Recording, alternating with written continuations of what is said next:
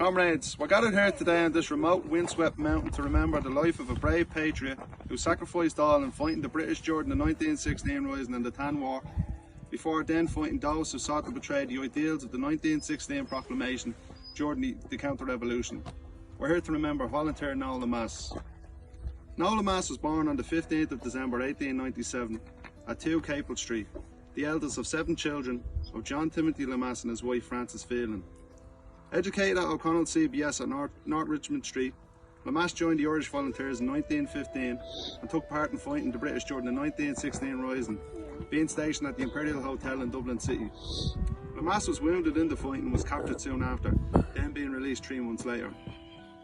Remaining as a member of the Irish Volunteers, Lemass was promoted to captain in 1919 and was given command of E Company 3rd Dublin Battalion, which he quickly revitalised. Lemass was captured soon after by the British and spent the year in Mountjoy, Derry and Kilkenny Gaels. In prison he was a constant thorn in the side of the authorities, embarking on hunger strikes twice. Lemass was captured again in 1921 during the height of the fight against the British occupation. On this occasion he spent time in Dublin Castle, Collinstown Camp and Kilmainham Gaol.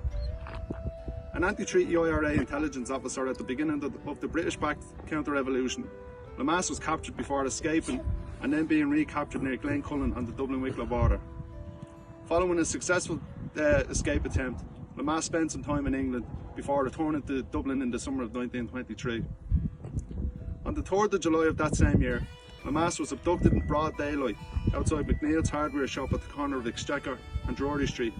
He was then disappeared by the forces of the counter-revolution. Lemass's body was not found until the 13th of October, 3.5 months after he was snatched off the streets of Dublin. Lemass's body, when found, had been horrifically tortured, with the details of the brutality meted out to him too horrific to go into detail here. Lemass's funeral on the 17th of October was described by the Irish Times as ranking with some of the largest scenes in the city in recent years.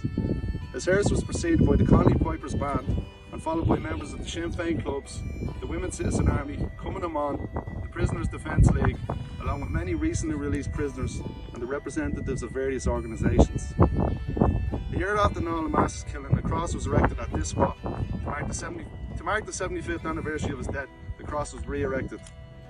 This monument was attacked by vandals several days ago in the lead up to his centenary, but due to the speedy work of the National Graves Association, this vandalism was quickly rectified, allowing us to have this commemoration beside an unspoiled memorial, and for that we would like to thank the NGA. Lemass was killed several months after the armed counter-revolution had ceased, a victim of the triumph of British-backed counter-revolutionaries determined to crush any hopes for a truly egalitarian Irish Republic.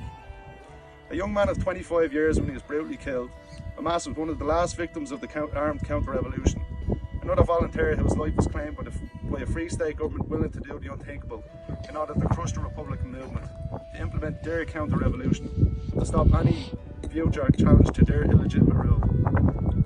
The brutality of the Free State regime, both on the day volunteer Noel Lemass was abducted and subsequently murdered, and throughout the so-called Civil War, was and remains indicative of the nature of this rotten state.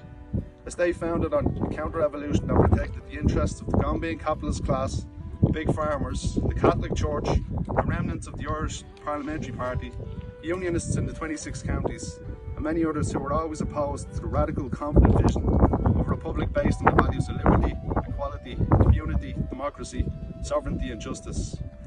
Today we still live in an Ireland that was shaped by the momentous events of that period, events which led to the partition of Ireland and the creation of 2 conservative sectarian capitalist states. 100 years after the abduction and brutal murder of volunteer Noel Lemass, Éirígí continues to fight for the creation of a new All-Ireland Republic of the type that was envisioned in the 1916 Proclamation and the 1919 Democratic Programme. This new republic will not come about by itself. It will only come about through hard work, sacrifice and dedication in service of the goals of those past generations who gave all in the fight for a new republic. So comrades, let us rededicate ourselves to the fight for a new republic, built on the foundations of liberty, equality and community. Thank you.